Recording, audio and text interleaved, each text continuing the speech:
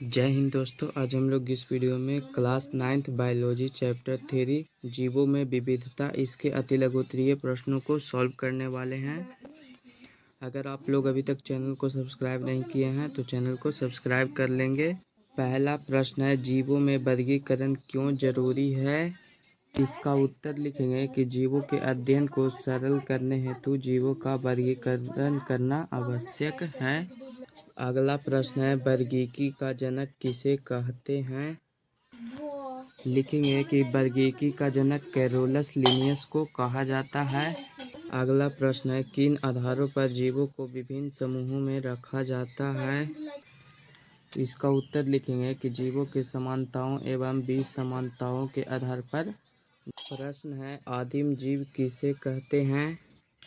इसका उत्तर लिखेंगे कि ऐसे जीव जिनकी संरचना या बनावट में प्राचीन काल से लेकर अब तक कोई विशेष परिवर्तन नहीं हुआ है उसे आदिम जीव कहते हैं।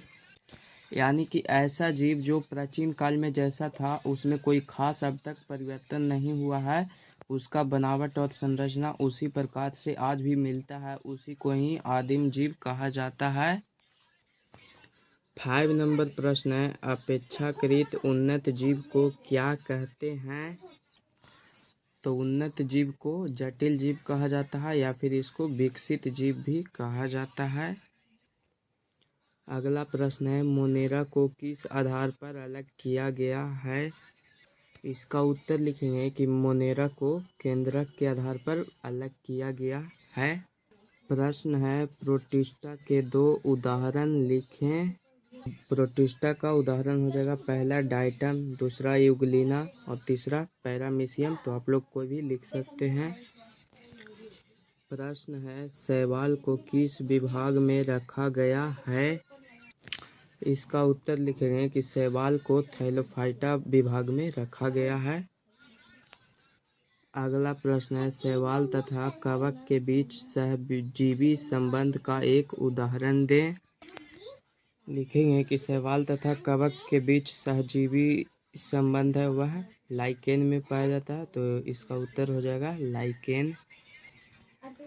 10 नंबर प्रश्न है, ब्रायोफाइटा की एक विशेषता को लिखें। इसका उत्तर लिखेंगे कि इनका शरीर थैलस के रूप में होता है या फिर तना और पत्तियों जैसी रचना में विभेदित रहता है। वास्तविक जड़ इनमें नहीं पाए जाते हैं। यह हो गया ब्रायोफाइटा की विशेषता। तो आप लोग लिख लेंगे। और अभी तक आप लोग चैनल को सब्सक्राइब नहीं किए होंगे तो चैनल को सब्सक्राइब कर देंगे और वीडियो को अपने दोस्तों के पास शेयर कर देंगे। अगला प्रश्न है, संघ पॉरीफेरा के 2 उदाहरण दें। तो देखिए यहाँ पे संघ पॉरीफेरा के उदाहरण हो जाएगा साइकन, स्पंजिला, हाइलोनेमा इत्यादि। आप लोग लिख लेंगे। 12 नंबर प्रश्न है, 2 समुद्री जंतुओं, पहला एक वर्ग मत्स्य और एक संघ इकाइनोडर्मेटा से इसके नाम लिखें। तो देखिए यहाँ पे इकाइनोडर्मेटा का उदाहरण हो जाएगा कतला, रेहू, समुद्री घोड़ा। और मत्स्य वर्ग का हो जाएगा उदाहरण तारा मछली, समुद्री खीरा। आप लोग लिख लेंगे। अगला प्रश्न है, नम मिट्टी में पाए जाने वाले एक एनिलिडा का नाम लिखें। नम मिट्टी में पाया जाने वाला एनिलिडा का हो जाएगा देखिए कछुआ, केचुआ, नेरिज, समुद्री चूहा, जो कि ये सभी नम मिट्टी में पाए जाते हैं। अगला प्रश्न है, एक स्वतंत्र जीवी प्लेटी हेलमिंथेज का नाम लिखें। तो देखिए यहाँ पे इसका हो जाएगा स्वतंत्र जीवी का उदाहरण प्लेनेरिया, टीनिया, फैसियोला इत्यादि। प्रश्न है, उपसंघ वर्टिब्रेटा की एक प्रमुख विशेषता बताएं। तो देखिए यहाँ पे वर्टिब्रेटा का विशेषता हो जाएगा कि इन जंतुओं का मस्तिष्क जटिल होता है तथा यह एक क्रेनियम में बंद रहता है।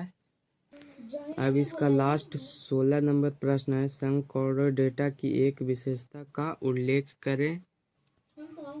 संघ कॉर्डेटा की विशेषता लिखेंगे कि ये जल और स्थल में पाए जाने वाले त्रिस्तरीय सिलोमेट जंतु हैं। तो इसका उदाहरण हो जाएगा जैसे में कछुआ, मेढक, ये सभी जल और स्थल दोनों पर पाए जाते हैं। तो यहाँ पे सारे प्रश्न सॉल्व हो चुके हैं और अभी तक आप लोग इसके लघु उत्तरीय और दीर्घ उत्तरीय प्रश्नों के हल नहीं देखे हैं तो जाकर देख लेंगे। उसका लिंक डिस्क्रिप्शन में दे दिया गया है। फिर मिलेंगे हम लोग एक नए वीडियो के साथ, तब तक के लिए जय हिंद जय भारत।